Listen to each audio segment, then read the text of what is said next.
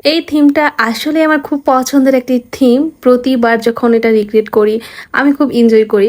একটা সময় ছিল এটা অনেক বেশি রিক্রিয়েট করা হতো, বাট মাঝখানে কেন জানি এটার খুব বেশি একটা অর্ডার পাইতাম না।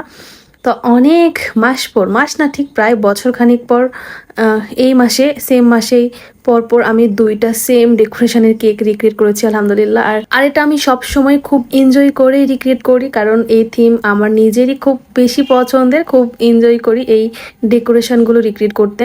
তো কোন থিম আপনারা তো দেখেই নিছেন, বেবি শার্ক থিম। প্রথমে আমি হচ্ছে কেকটিকে অফ হোয়াইট কালার ক্রিম দিয়ে কাভার করে নিয়েছি, আর 1.5 পাউন্ডের একটি কেক ছিল এটা। তারপর 2টা শেড দিয়ে নিয়েছি বডিতে, আর হচ্ছে স্ক্রাপার দিয়ে একটু জ্যাগজিক ডিজাইন করে নিয়েছি। তারপর চকলেট পেস্ট দিয়ে এই যে লেটার কাটা দিয়ে আমি বোর্ডে বার্থডে উইশ লেখাটা লিখে দিয়েছি। আর এই তো বেবি শার্কের যেই টপার শার্ক, তারপর হচ্ছে যে বেবির বার্থডে ছিল তার 2 ইয়ার মানে দ্বিতীয় বার্থডে, সেই 2।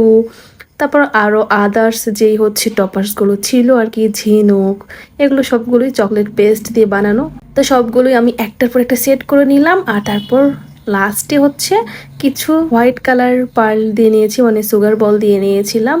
দিয়েই আমি কেকের ডেকোরেশন কমপ্লিট করে নিয়েছি। খুবই সিম্পল একটা ডেকোরেশন, বাট আমার কাছে কেন জানি মাশাআল্লাহ খুবই ভালো লাগে। আর এই থিমগুলো কিন্তু ছেলে বেবি, তারপর মেয়ে বেবি সবাই খুব পছন্দ করে। বাচ্চারা তো অনেক বেশি পছন্দ করে, তার সাথে আমিও কেন জানি অনেক বেশি পছন্দ করি। আমারও খুব ভালো লাগে এই থিমের কেকগুলো।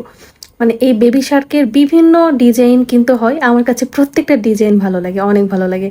আপনাদের কার কার পছন্দ এই বেবি শার্ক থিমের কেক অবশ্যই কমেন্ট সেকশনে জানাবেন। আর আমার এই কেকটি কেমন লাগছে সেটাও জানাবেন। সবাই ভালো থাকবেন, আল্লাহ হাফেজ।